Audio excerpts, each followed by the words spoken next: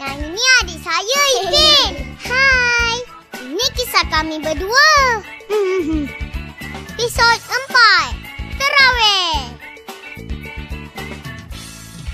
Lepas berbuka hari pertama tu, kita orang tertidur. Tak pergi surau pula tu. Ish.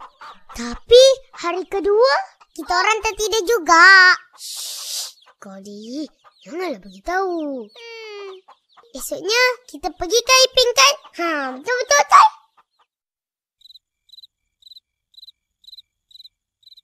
Kak Ros, cepatlah. Kita orang nak pergi sembahyang tawarin dah ni. Kejap. Alah, bersoleklah tu. Betul.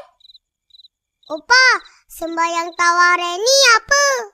Ish, terawih. Sembahyang terawih ni ada bulan puasa aja. Siapa rajin buat, banyak pahala puasa dia. Faham? Oh, macam tu. Wah, lawanya Kak. Ish.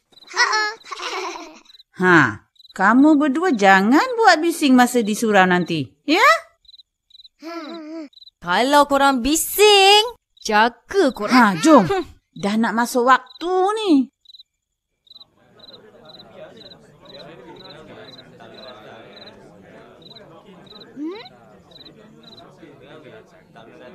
Wah, ramai orang.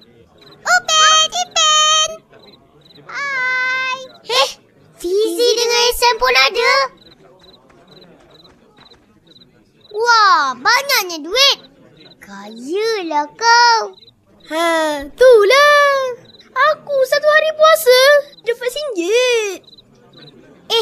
Apa pasal kita tak dapat pun, Ipin? Alah, dah lah kita puasa penuh.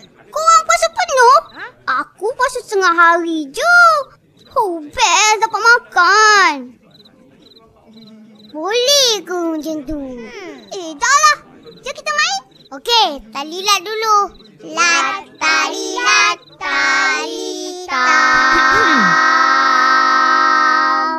Pluk. Bismillahirrahmanirrahim. Alhamdulillah. Kau jadi? Jadi mana? Mana boleh macam ni? Lama lagi kau, Pin. Kau kena kasih aku lagi. Masa sembahyang, mana boleh cakap? Assalamualaikum warahmatullahi. Assalamualaikum warahmatullahi. Fadlan minallahi wa ni'mah wa maghfiratan wa rahmah. Atuk ni tak sembahyang ke? Alah, sembahyang sunat aja. Habis orang lain sembahyang? Ayo, dosa. Ish, budak-budak ni. Dah jangan kacau. Pergi main tempat lain. Allahumma salli ala sayyidina Muhammad. Main. Ihsan, cepatlah Ihsan. Oi, kau tak nak main ke? Alah, Ihsan ni. Aku main seorang. Bosan nak main ni. Asyik aku je yang jadi. Habis tu, kita nak main apa?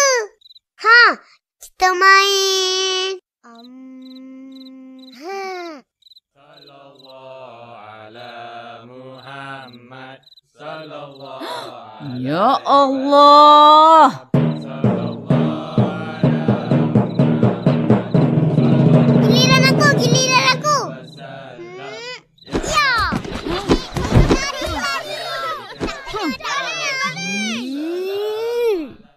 Teruk, kita orang kena hentak dengan Kak Ros malam tu.